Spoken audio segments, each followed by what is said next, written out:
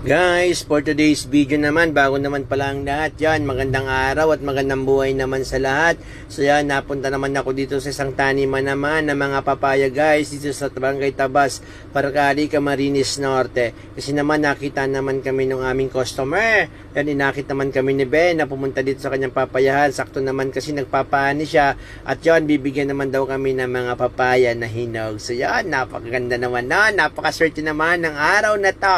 At yan, diretso na guys, pumunta na rin naman ako ulit, binisita ko naman na rin, parang ako naman dito ang may-ari nito at talaga naman namasyal naman ako. Napakadami naman talaga ng mga nagtatanim ng papaya dito sa amin, mostly naman sa bayan ng Labo at sa bayan ng Paracali at sa ibang lugar pa dito sa amin lalawigan ng Camarines Norte. Kasi naman napakaganda naman itong pagkunan ng pagkakita at hanap buhay ng mga taga dito. Kasi naman, pag nagtanim ka nito, hihintayin mo labang 7 months to 1 year, talaga naman, aani ka na ng kanyang bunga. Siyempre naman, napakaswerte din naman ng mga taga dito sa amin, naman nagtatanim ng mga papaya. Kasi naman, dumaan naman dito sa amin si Pipito. So, alam naman natin, ang papaya ay mahina naman talaga siya sa malalakas na ulan at sa mga malalakas na hangin.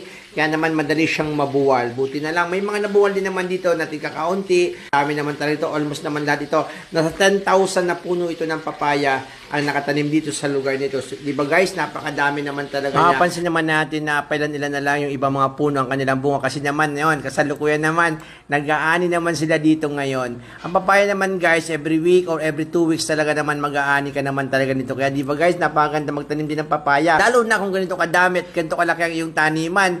Kapag ganito naman talaga guys, mababawi mo naman talaga yung ginamit mo dito na kapital. Huwag ka lang dadaanan ng mga bagyo, yon sigurado at malamang sa malamang, dubli-dubli at sobra pa sa dubli ang iyong kikitain dito. Yun nga lang din naman guys, isipin din natin na syempre kailangan din nilang mabawi naman yon. Kasi naman sa napakalaki naman ng halaga na ginamit nila sa pantanim pa lang naman ang mga papayang ito.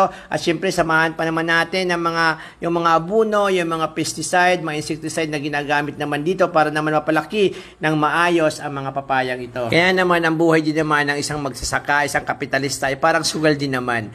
Maaari kang matalo ngayon, pero sa susunod naman na mga pagtatanim uli, ayun, makakabawi ka naman nung ganun lang kanilang mindset. Sige lang, bangon lang. Pag panahon na hindi sila kikita, ayos lang sa kanila. Yun, pag may panahon naman nakikita sila, talaga naman ramdam naman nila yon at super saya naman sila pag ganun mga pagkakataon. Naman dito sa papaya talaga. Ayan, no, lawak na lawak. Guys, ang gandun. Pakalawak guys ng papaya. Ito. So, ako dito kay kuya. Ayan.